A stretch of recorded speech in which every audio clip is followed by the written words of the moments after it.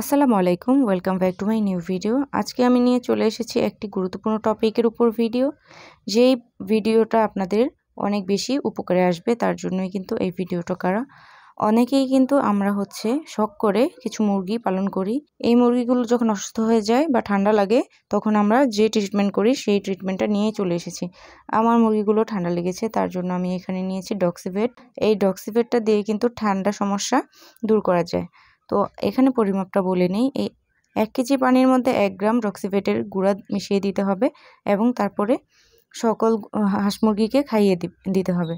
তো আমি এখানে যেহেতু আধা কেজি পানি নিয়েছি, তো আমি এই ড্রপারের সাহায্যে আমি হাফ গ্রাম ডক্সিভেটের গুঁড়ো এখানে অ্যাড করে দিব। তো আমি এখান থেকে নিয়ে নিচ্ছি ডক্সিভেটের গুঁড়ো।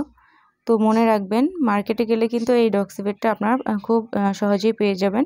আর ঘরের মধ্যে হাতের কাছে এরকম সিরিঞ্জ, টিউব বা ড্রপার সবারই থাকে, যেগুলো দিয়ে কিন্তু পরিমাপ করতে অনেক বেশি সুবিধা হয়। তো আমি কিন্তু এগুলো দিয়েই পরিমাপ করি। তো আমি হাফ গ্রাম পরিমাপ করে নিয়ে নিয়েছি। এবার আমি খুব ভালো করে এই পানিগুলোর সাথে এই ডক্সিভেটের গুঁড়াটা ভালো করে মিশিয়ে নেব। মিশিয়ে নেওয়ার পরে কিন্তু আমি আমার যত মুরগি আছে তাদেরকে দিয়ে দিব। ওয়েদার যেহেতু এখন পরিবর্তন হচ্ছে, তার মানে মুরগি বা হাঁস সব কিছুরই কিন্তু ঠান্ডাজনিত সমস্যা হচ্ছে। আর বিশেষ করে দেশি মুরগি ছাড়া অন্যান্য যে মুরগি আছে, টাইগার মুরগি বা বলেন ফার্মি মুরগি বা যে ধরনের মুরগি, ওদের কিন্তু ঠান্ডা সমস্যা একটু বেশিই হয়। ওদের একটু ভালোভাবে ট্রিটমেন্ট করতে হয়।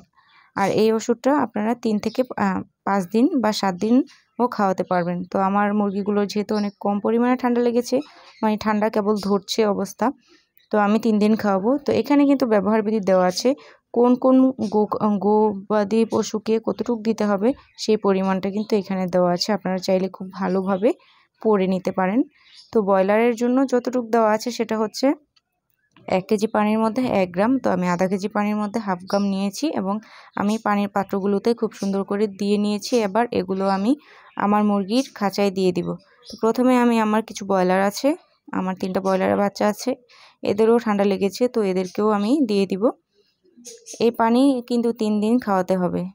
বিশেষ করে ব্রয়লার আর ফার্মি মুরগি বা টাইগার, এদের কিন্তু ঠান্ডা সমস্যা বেশি। আপনারা চাইলে আপনাদের শখ করে পোষা যে মুরগিগুলো ঠান্ডা লেগেছে, এই ডক্সিভেট দিয়ে চিকিৎসা চালিয়ে নিতে পারেন।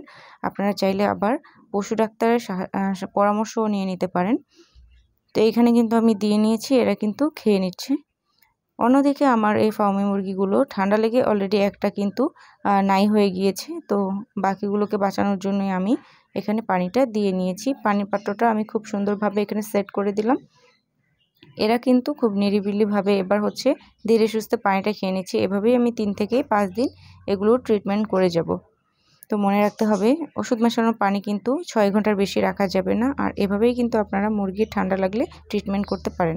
তাহলে কিন্তু আপনাদের মুরগিগুলোকে ভালোভাবে বাঁচিয়ে রাখা সম্ভব।